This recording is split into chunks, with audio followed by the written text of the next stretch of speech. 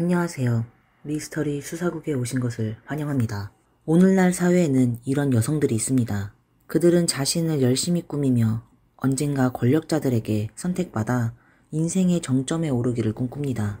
특히 명문가 출신이나 모델을 직업으로 하는 여성들은 매일 다양한 모임에 참석하며 자신의 인맥을 넓히는 데 힘씁니다.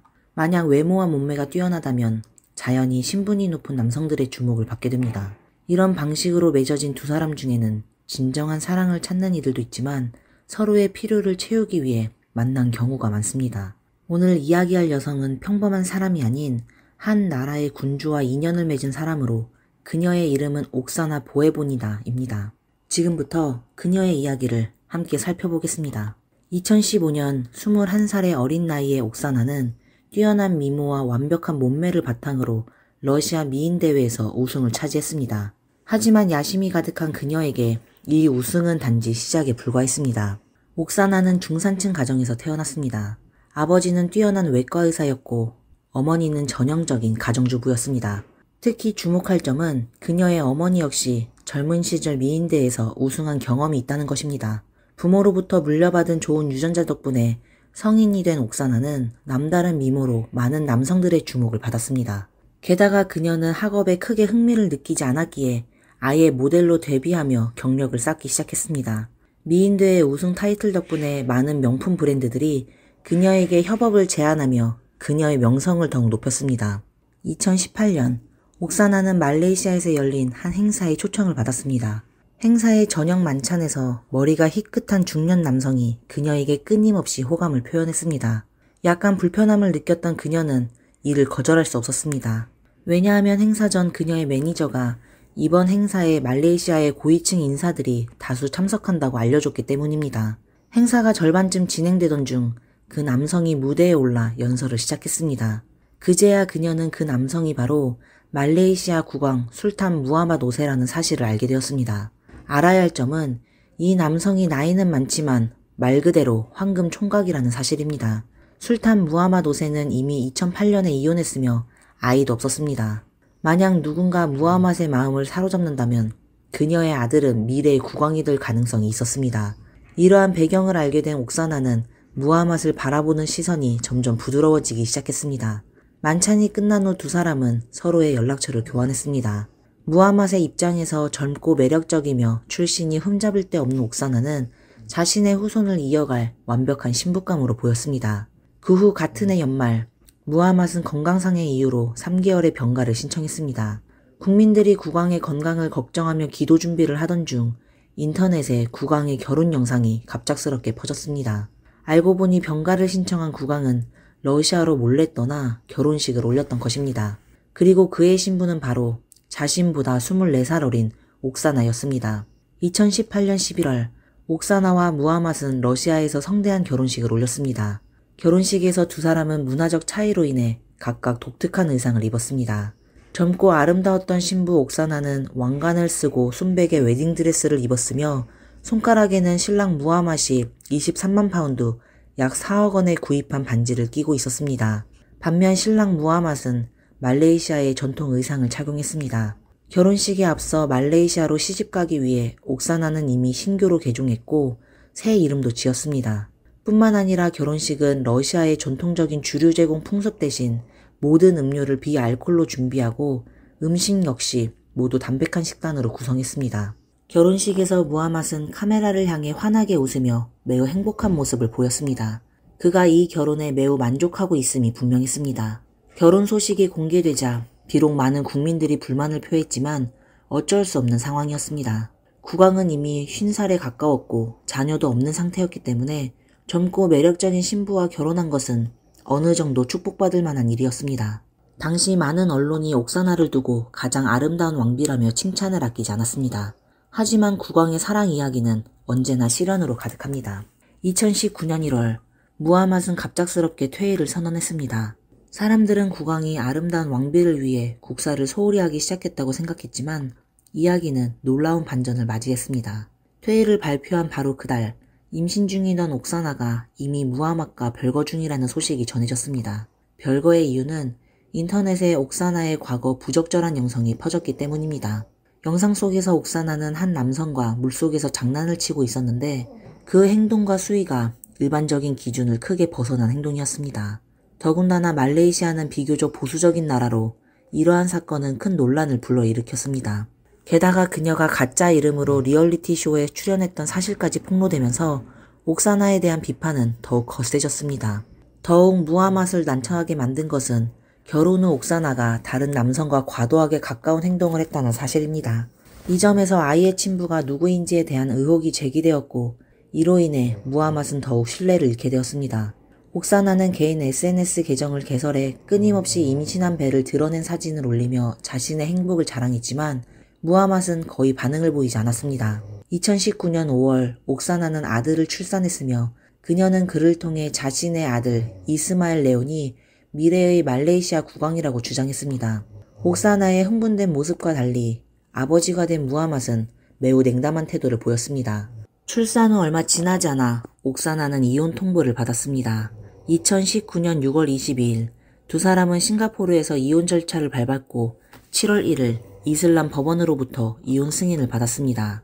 이슬람 법률에 따르면 이와 같은 형태의 이혼은 되돌릴 수 없으며 재결합도 거의 불가능합니다. 한때 전 세계를 떠들썩하게 했던 이들의 사랑 이야기는 이렇게 쓸쓸하게 끝이 났습니다. 결혼 후 겨우 7개월 만에 옥사나는 아들과 함께 남편으로부터 버림받았습니다. 미래의 태우가 될 꿈에 젖어있던 옥사나는 이 상황을 도저히 받아들일 수 없었습니다. 그녀는 인터넷을 통해 끊임없이 남편의 냉정함을 비난했고 한편으로는 말레이시아 정부를 비꼬는 발언도 서슴지 않았습니다.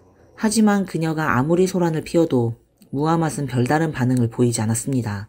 결국 옥사나는 비난을 멈출 수밖에 없었고 아들을 데리고 러시아로 돌아갔습니다.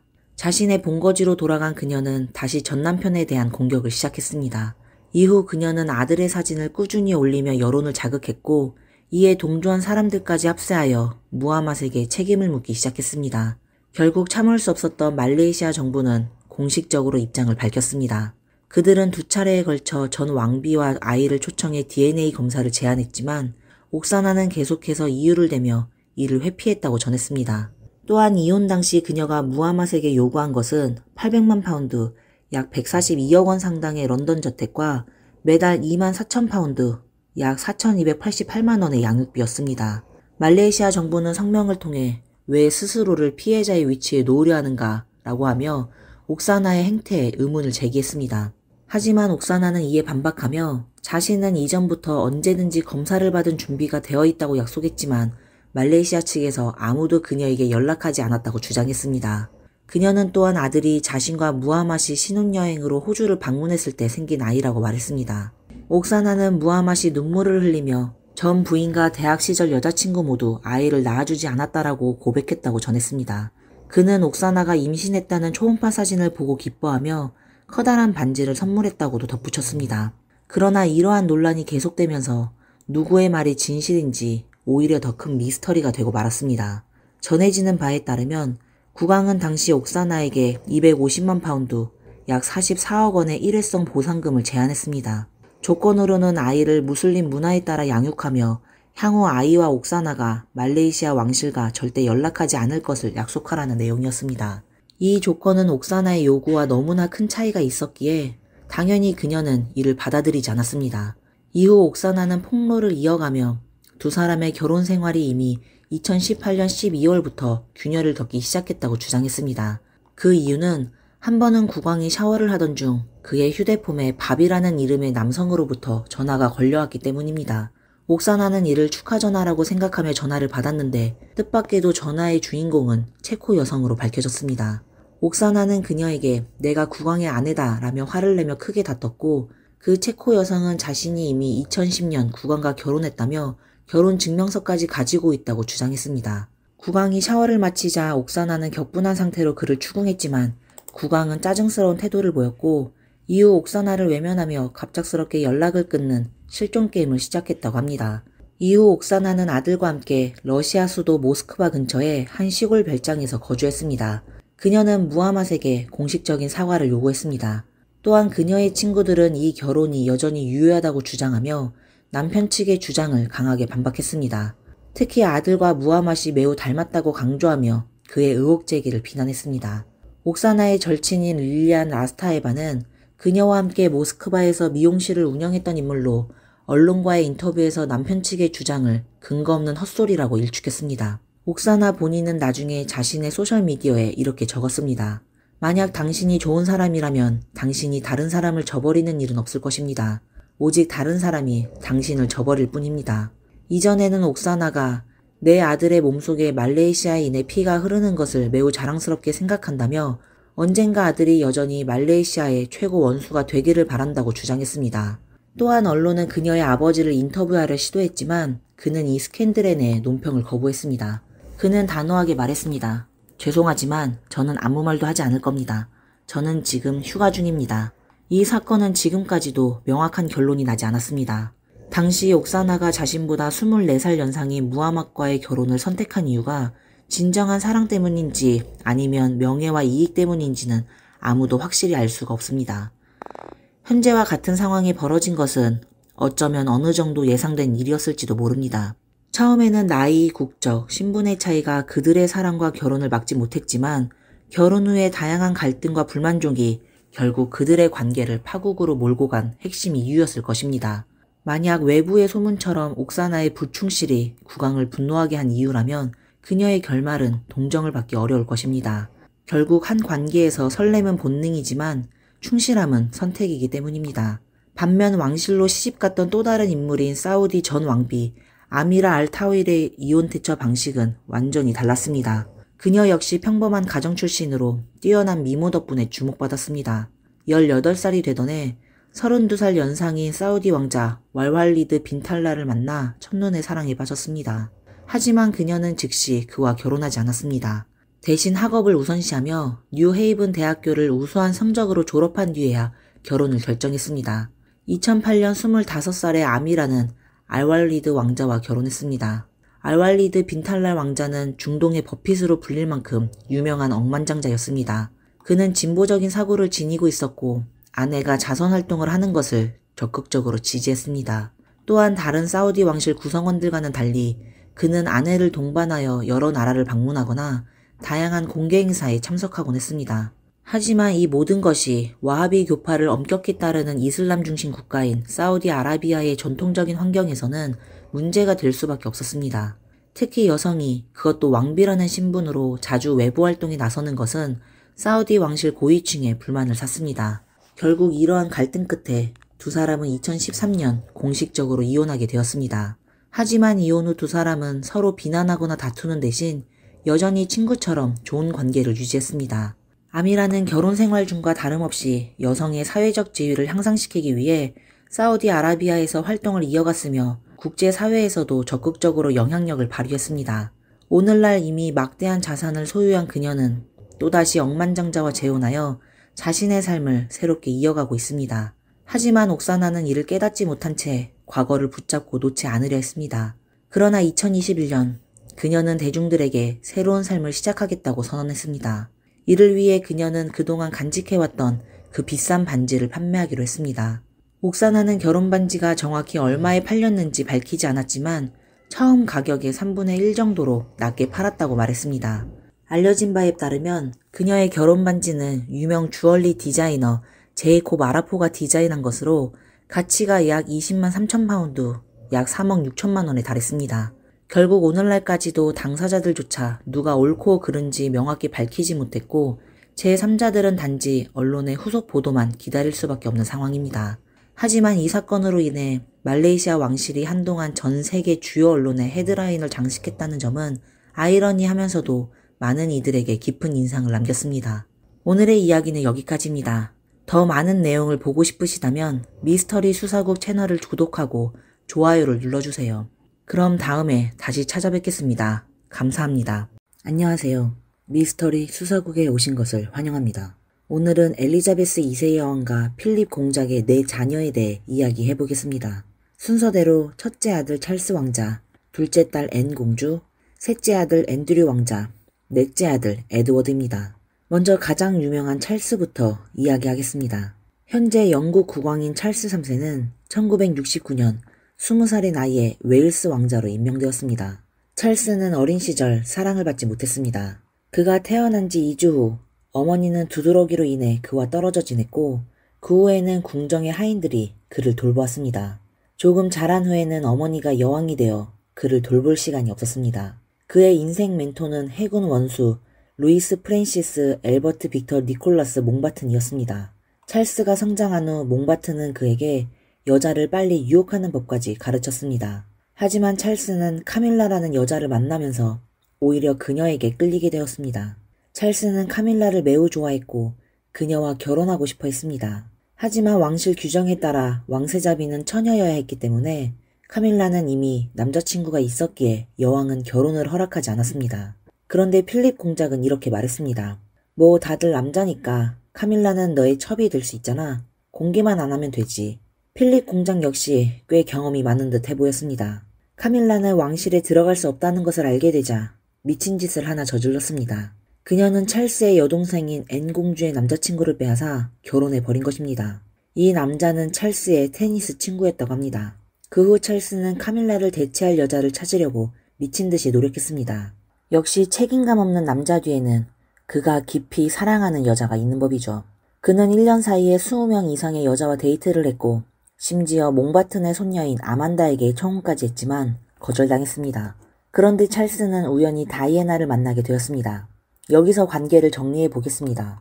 원래 찰스는 청혼에 실패한 후 다이애나의 언니인 사라와 사귀고 있었습니다. 한편 다이애나는 찰스의 동생인 앤드류와 만나고 있었습니다. 하지만 사라는 찰스가 너무 많은 애매한 관계를 가지고 있다는 것을 견디지 못하고 그를 떠났습니다.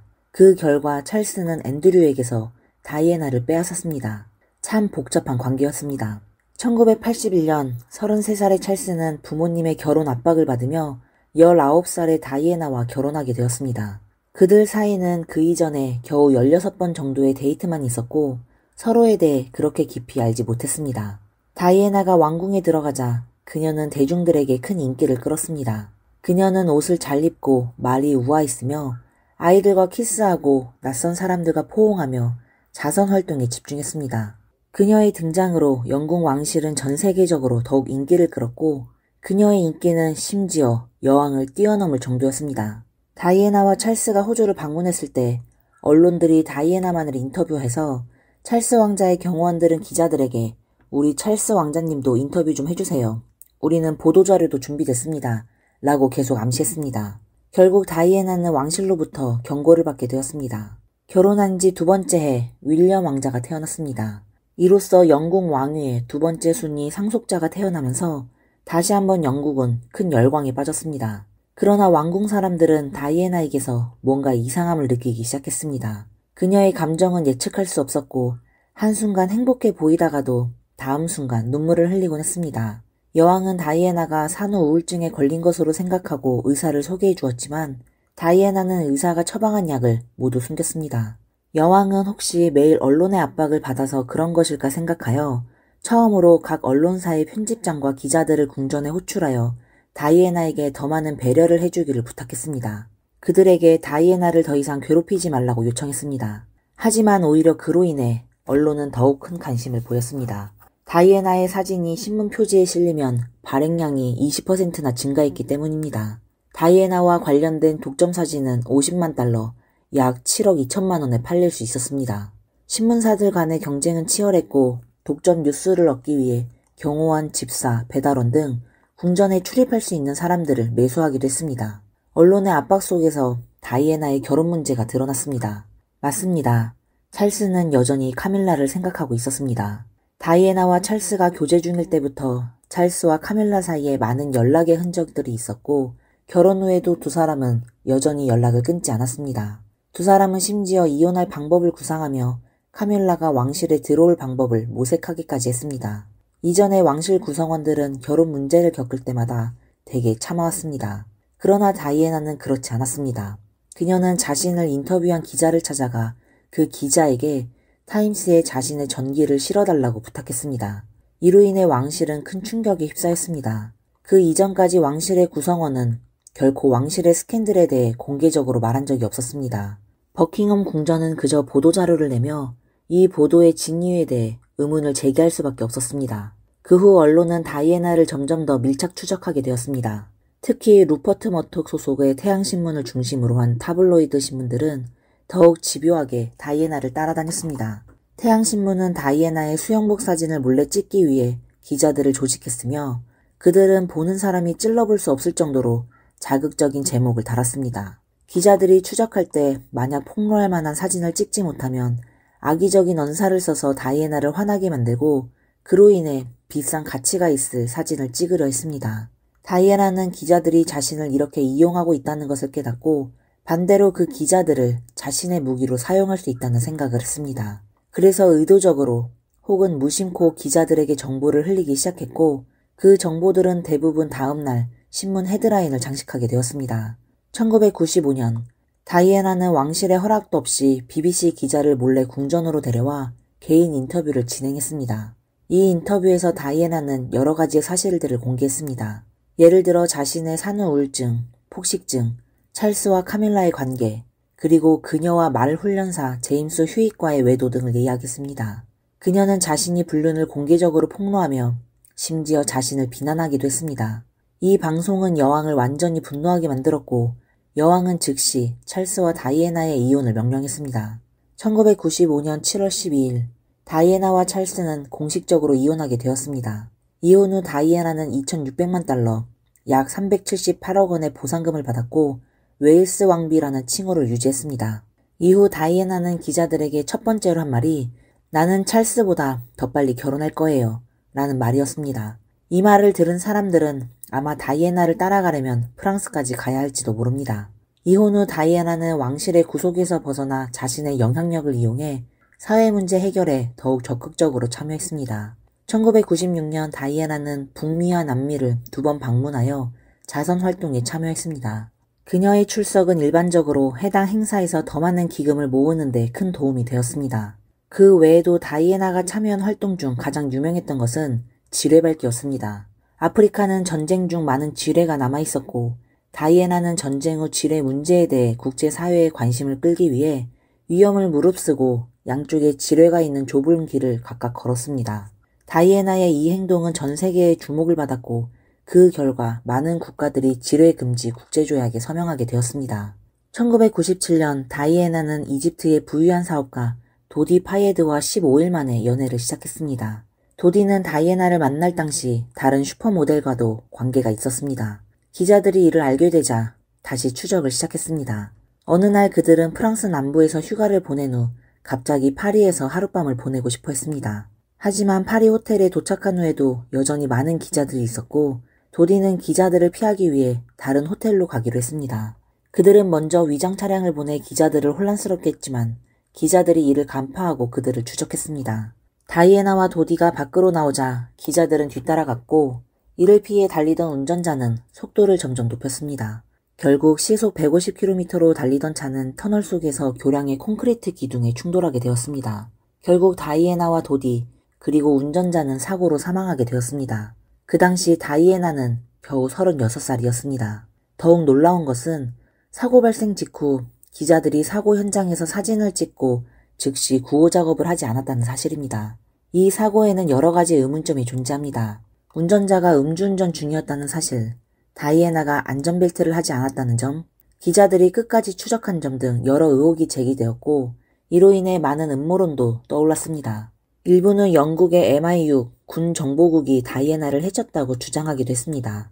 다이애나의 죽음은 영국 국민들을 극도로 분노하게 만들었습니다. 앤서니 찰스 린턴 블레어 총리는 여러 차례 연설을 했지만 국민들의 분노를 잠재우지 못했습니다. 하지만 왕실은 아무런 입장을 내지 않았고 다이애나의 죽음을 두고 침묵을 지켰습니다. 그러다 결국 엘리자베스 2세 여왕은 할머니로서의 입장에서 영국 국민들에게 TV 연설을 통해 말을 전했습니다. 그녀는 다이애나의 죽음에 대해 자신도 매우 슬프지만 현재 가장 중요한 일은 윌리엄과 해리 두 왕자를 어떻게 위로할 것인지라는 책임이 있음을 강조했습니다. 국민들은 윌리엄 왕자와 해리 왕자에 대한 동정심에서 점차 왕실을 용서하게 되었습니다. 8년을 기다린 끝에 찰스와 카밀라는 마침내 작은 교회에서 소규모 결혼식을 올렸습니다. 두 사람은 매우 행복한 미소를 지었습니다. 세상 사람들은 모두 다이애나를 사랑했고 다이애나는 정말 아름다웠습니다. 하지만 찰스는 수십 년을 지나면서도 여전히 카밀라에게 깊은 사랑을 간직하고 있었습니다. 결국 감정이라는 것은 오직 본인만이 알 수 있는 일이었음을 알게 되었습니다. 이제 앤에 대해 이야기해보겠습니다. 앤은 여왕의 유일한 딸로 2살 때 여왕이 즉위했습니다. 그 당시 앤은 왕위계승 순위 2위였지만 찰스 왕자가 자녀를 낳으면서 그녀는 순위에서 밀려나 10위대가 되었습니다. 앤은 학력이 높지 않았고 고등학교를 마친 후 더 이상 학업을 이어가지 않았습니다. 대신 말을 타기 시작했고 왕실에서 처음으로 올림픽에 참가한 멤버가 되었으며 금메달을 따기도 했습니다. 앤 공주의 연애사도 매우 흥미롭습니다. 그녀는 카밀라와 같은 남자에게 사랑을 받았는데 그 남자가 바로 앞서 언급된 보어스라는 기병 대위입니다. 처음에는 앤과 함께 있었지만 보어스는 앤과 사귀는 동안에도 다른 여자들과 놀기 바빴습니다. 끝내 그는 카밀라와 함께하게 되었고 그녀와 결혼까지 했습니다. 상처를 받은 앤 공주는 결국 마크라는 궁정 경호원과 결혼해 아들 하나 딸 하나를 낳았습니다. 하지만 마크는 외도를 했고 이를 알게 된 앤은 한 군장교와 불륜을 저지르며 결국 2사람은 이혼하게 되었습니다. 2번째 결혼 후 앤은 또다시 이혼을 생각했지만 여왕은 체면을 차리기 위해 이를 반대하였고 2사람은 결국 명목상 부부로서 계속 지내게 되었습니다. 앤드류 왕자에 대해서도 이야기해보겠습니다. 현재 앤드류 왕자는 명성이 매우 나쁩니다. 미성년자를 성적으로 침해한 혐의로 한때 미국으로의 인도 가능성까지 제기되었습니다.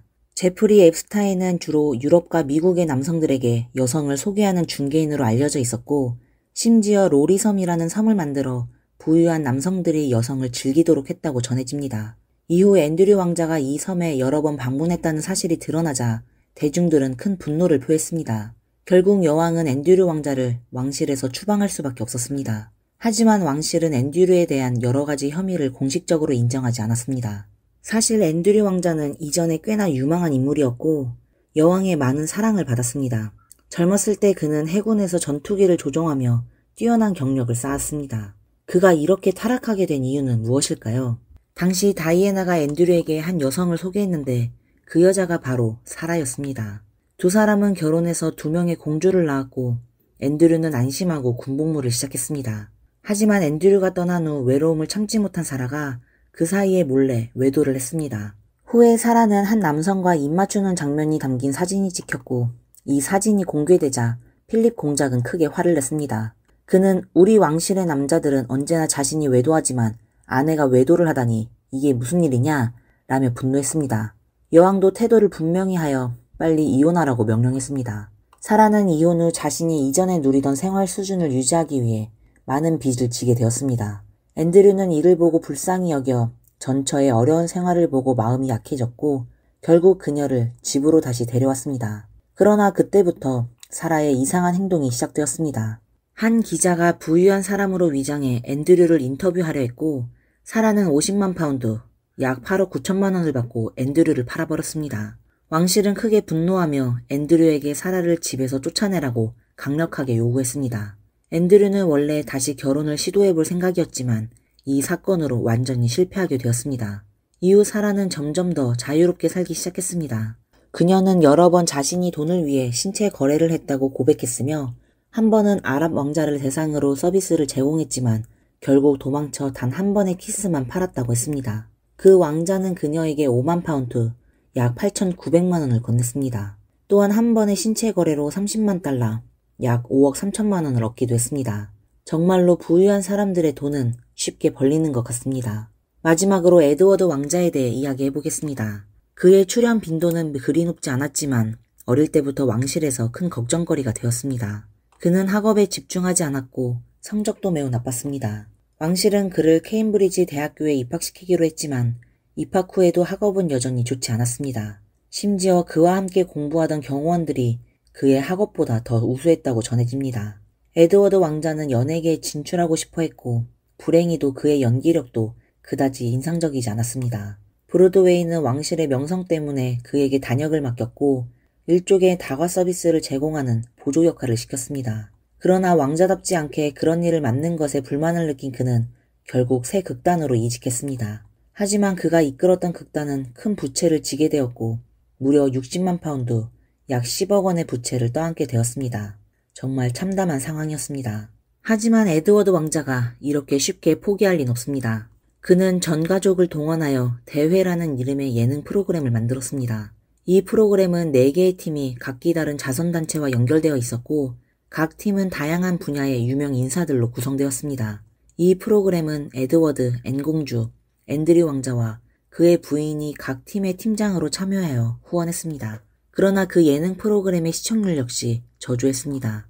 에드워드는 이에 굴하지 않고 새로운 회사를 열었고 이번에는 다큐멘터리를 만들기로 했습니다. 그는 첫 번째 다큐멘터리의 주제로 에드워드 8세를 선택했습니다. 왕실의 명성을 이용해 에드워드 8세의 왕실 비밀을 모두 공개하기로 했습니다. 하지만 아무리 애를 써도 결과는 여전히 성공을 거두지 못했습니다. 에드워드는 시청률을 높이기 위해 결국 기자들에게 윌리엄 왕자의 몰래 촬영을 지시했는데 이 사실을 찰스 왕자에게 들켜 크게 혼이 났습니다. 두 사람은 이 일로 법정 싸움까지 벌였고 에드워드는 여전히 포기하지 않고 찰스에게 찾아가 이렇게 말했습니다. 형, 그럼 내가 당신을 주인공으로 한 다큐멘터리를 찍어볼까요? 당신이 직접 출연하는 거예요. 찰스는 속으로 넌 정말 바보냐? 라고 생각했지만 결국 결과는 여전히 회사의 큰 적자였습니다. 결국 여왕은 아들을 설득하며 이렇게 말했습니다. 그만해라. 매년 10만 파운드, 약 1억 7천만 원을 더 지원해줄게. 괜찮겠니?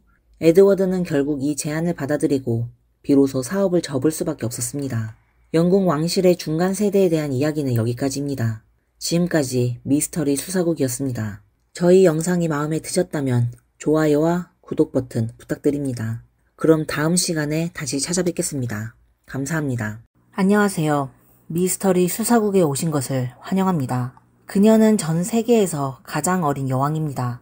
2살 때부터 귀족 교육을 받았고 8살에 이미 4개국어를 능숙하게 구사했습니다. 13살에는 스페인의 최고 영예 훈장을 받았으며 그녀의 얼굴은 동전에도 새겨졌습니다. 그녀의 화려한 인생은 한때 전 세계가 부러워할 정도였습니다. 하지만 아름다운 것을 얻으려면 수많은 고난을 받아들일 수 있어야 하죠. 어떠한 역경도 두려워하지 않아야 합니다. 이 어린 여왕에게도 속으로 눈물을 삼킬 수밖에 없는 순간들이 있었습니다. 그녀의 하루 일정은 정말 놀랄 만큼 빽빽하게 짜여 있으며 거의 여유 시간이 없습니다. 게다가 그녀의 감정은 왕실의 통제를 받으며 어릴 때부터 지금까지 진심으로 믿을 수 있는 친구를 사귀는 것조차 어려웠습니다. 그녀는 성장 과정에서 어떤 일들을 겪었을까요? 그녀의 인생은 과연 행운일까요? 아니면 불행일까요? 오늘은 스페인 왕위 계승서열 1위인 레오노르 공주의 이야기를 함께 알아보겠습니다. 2019년 바르셀로나 헤로나에서 열린 공주 제단 시상식에서 14살의 스페인 소녀가 4개국어로 연설을 했습니다. 비록 외모는 다소 앳돼 보였지만 그녀의 태도는 매우 당당하고 차분했습니다. 연설 도중 여러 차례 1분 이상 길게 이어지는 박수로 발언이 중단되기도 했습니다. 무대 아래 관객들은 그녀를 향해 경이로운 시선을 보냈고 입을 모아 외쳤습니다. 역시 미래의 스페인 여왕다운 모습이다. 정말 대단하다. 이렇게 어린 나이에 많은 사람의 존경을 받은 소녀는 바로 레오노르입니다. 2005년 10월 31일 온 국민의 기대 속에서 레오노르는 세상에 태어났습니다. 이 소식이 전해지자마자 스페인 국내외의 주요 언론 헤드라인을 장식했으며 전 국민이 환호성을 질렀습니다. 심지어는 스페인 왕실의 몹시 암울했던 명성을 회복시키는 계기가 되기도 했습니다. 레오노르가 태어나기 전 스페인 왕실은 오랫동안 비난의 대상이었습니다. 한때 전 세계에서 가장 무질서하고 불명예스러운 왕실로 불리기도 했습니다. 레오노르의 할아버지인 전 스페인 국왕은 사생활이 극도로 문란했고 수많은 사생아 문제로 논란이 끊이지 않았습니다.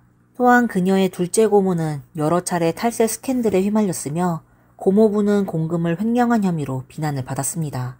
이로 인해 스페인 왕실은 국민들에게 끝없이 비난받아왔으며 많은 이들이 자신들이 고생하며 낸 세금이 먹고 마시는 데만 몰두하며 일하기 싫어하는 왕실 구성원을 부양하는 데 쓰이는 것을 전혀 원하지 않았습니다. 결국 스페인 전역에서는 왕실 폐지 여론이 끊임없이 이어졌습니다. 그러나 2005년 레오노르가 태어난 후 상황이 달라졌습니다. 그녀의 사랑스러운 외모는 사람들의 동정심을 자아냈습니다. 2005년 11월 7일 태어난 지 단 7일 만에 레오노르는 부모와 함께 처음으로 대중 앞에 모습을 드러냈습니다. 국민들은 그녀를 스페인을 구하기 위해 하늘에서 내려온 천사라고 칭송하며 왕실에 대한 편견을 조금씩 내려놓기 시작했습니다. 레오노르는 대중들에게 큰 사랑을 받았고 한때는 그녀가 스페인의 행운을 가져다 줄 존재로 여겨졌습니다.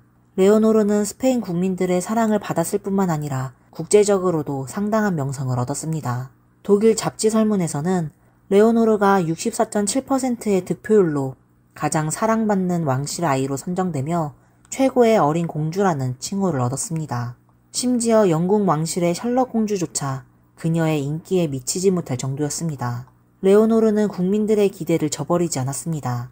끊임없는 노력 끝에 그녀는 매우 뛰어난 인물로 성장했습니다. 6살이 되던 해 레오노르는 왕립학원에 입학하여 귀족식 교육을 받기 시작했습니다. 다른 아이들이 술래잡기를 하고 놀던 시절 레오노르는 이미 첼로, 발레, 음악, 스키 등 다양한 과목을 배우며 모든 분야에서 일정 수준 이상의 실력을 갖췄습니다. 그녀는 언어적 재능도 매우 뛰어났습니다. 8살에 이미 스페인어, 영어, 프랑스어, 아랍어를 유창하게 구사할 수 있었습니다. 심지어 전 세계적으로 어렵다고 평가받는 중국어조차도 레오노르는 유창하게 소통할 정도로 배웠습니다. 레오노르는 이렇게 뛰어난 재능과 국민의 사랑을 얻었지만 그녀의 아버지인 펠리페 6세는 종종 고민에 빠졌습니다. 스페인 법에 따르면 남성만이 왕위를 계승할 수 있도록 규정되어 있었기 때문입니다. 만약 그의 아내가 아들을 낳는다면 레오노르는 왕위를 계승할 수 없게 되어 국민들의 기대를 충족시킬 수 없게 됩니다. 그러나 펠리페 6세는 이를 이유로 레오노르의 계승권을 포기하지 않았습니다. 그는 한 걸음씩 법과 제도를 바꾸며 남녀평등 사상을 헌법에 반영하기 위해 노력했습니다. 그리고 마침내 자신이 국왕으로 즉위한 후 펠리페 6세는 즉시 레오노르를 왕위 계승자로 선언했습니다. 그는 앞으로 아들이 태어난다고 해도 레오노르가 스페인의 여왕이 될 것이라며 확고한 입장을 밝혔습니다. 그리고 펠리페 6세는 레오노르에게 스페인의 최고 영예훈장인 황금양모 기사단 훈장을 수여했습니다. 레오노르는 황금양모 기사단 역사상 가장 어린 나이에 가입한 단원이며 단 4명의 여성 단원 중 한 명입니다. 다른 3명의 여성 단원은 영국 여왕 엘리자베스 2세, 덴마크 여왕 마르그레테 2세, 네덜란드 전 여왕 베아트릭스입니다. 심지어 최근 스페인에서 발행된 새로운 동전에는 레오노르의 초상이 새겨질 정도로 그녀가 스페인에서 얼마나 높은 지위를 차지하고 있는지를 보여줍니다.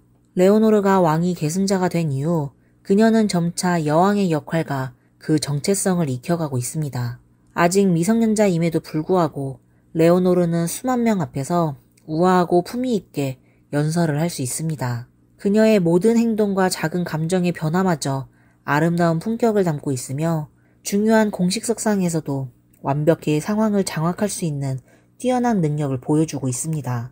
Título preliminar. España se constituye en un Estado social y democrático de derecho, que propugna como valores superiores de su ordenamiento jurídico la libertad, la justicia, la igualdad y el pluralismo político.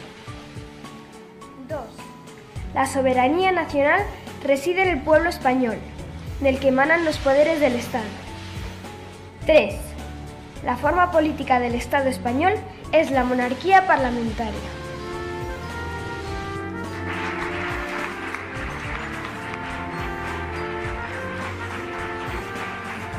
히로나 공주상 시상식 영상회의에서 스페인 국왕은 왕비와 두 딸과 함께 큰 원형 테이블에 둘러앉아 있었습니다. 그날 레오노르는 단순히 참석한 것뿐만 아니라 중앙 자리에 앉아 있었으며 아버지에 의해 명예회장으로 소개되었습니다. 또한 첫 발언의 기회도 레오노르에게 주어졌습니다. 레오노르는 아버지의 기대에 부응하며 태연하고 우아한 태도로 카탈루냐어로 발언을 시작했습니다. 스페인 언론 보도에 따르면 레오노르의 카탈루냐어는 매우 유창했으며 발언 내내 단 한 번도 막힘이 없었다고 전했습니다. 그녀의 발언이 끝난 후 수상자들은 그녀의 유창함과 품격에 감탄하며 참지 못하고 뜨거운 박수를 보냈습니다. Sois un ejemplo para los jóvenes de toda España. Os admiro mucho porque representáis los mejores valores que la Fundación impulsa desde Cataluña. I would like to especially thank those who have come from far. Your presence here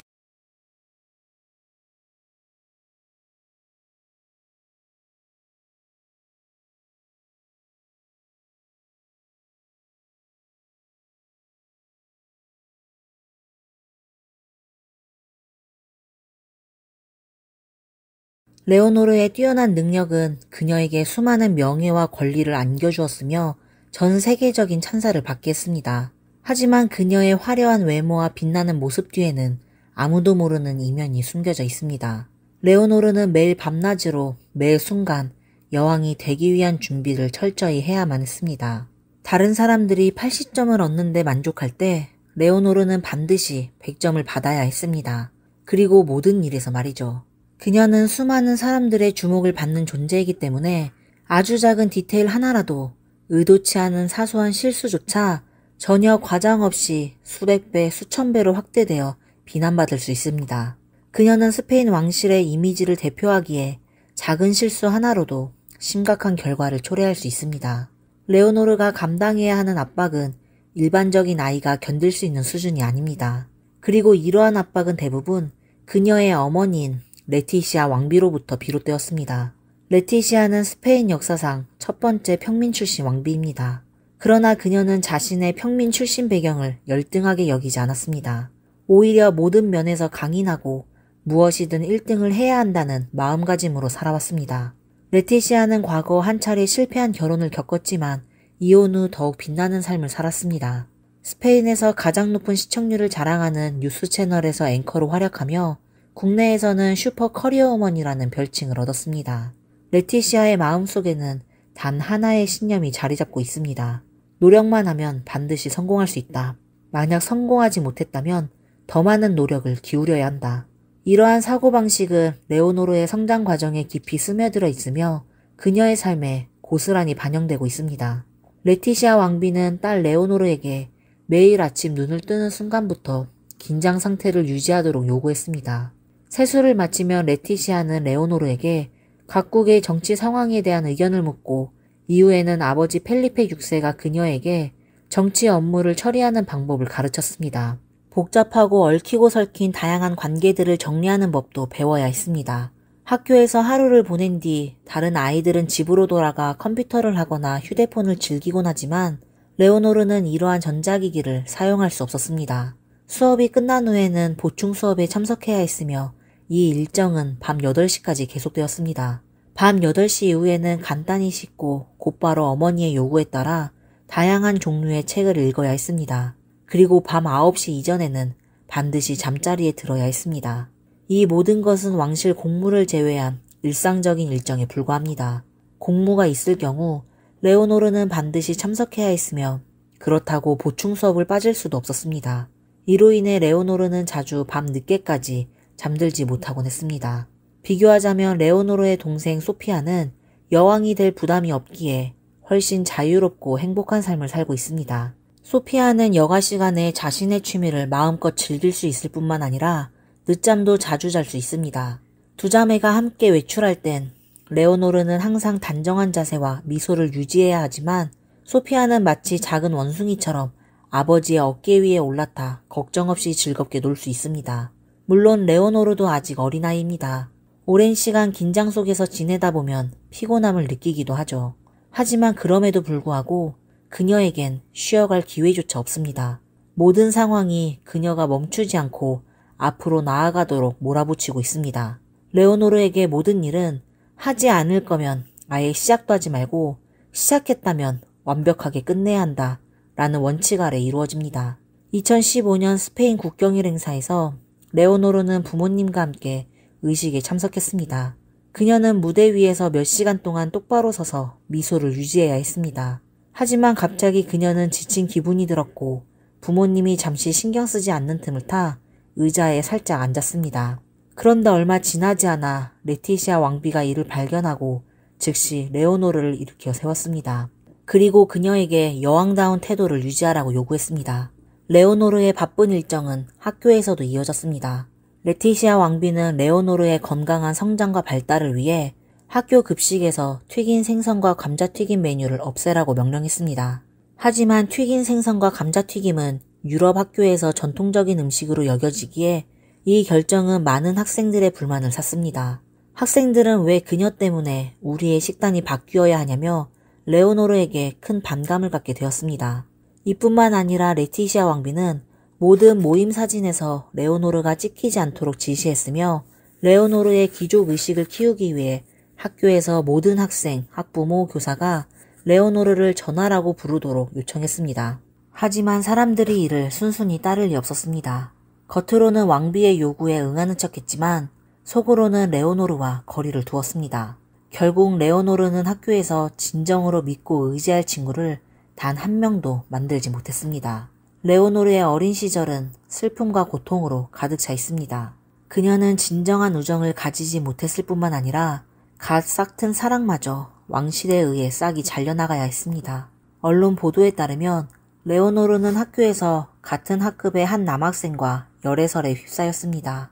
이는 서구권의 일반 가정에서는 너무나도 평범한 일입니다. 하지만 레오노르는 왕위 계승자이죠. 그녀의 모든 말과 행동은 공개될 수밖에 없으며 이는 스페인 왕실의 명성을 위태롭게 할 가능성이 큽니다.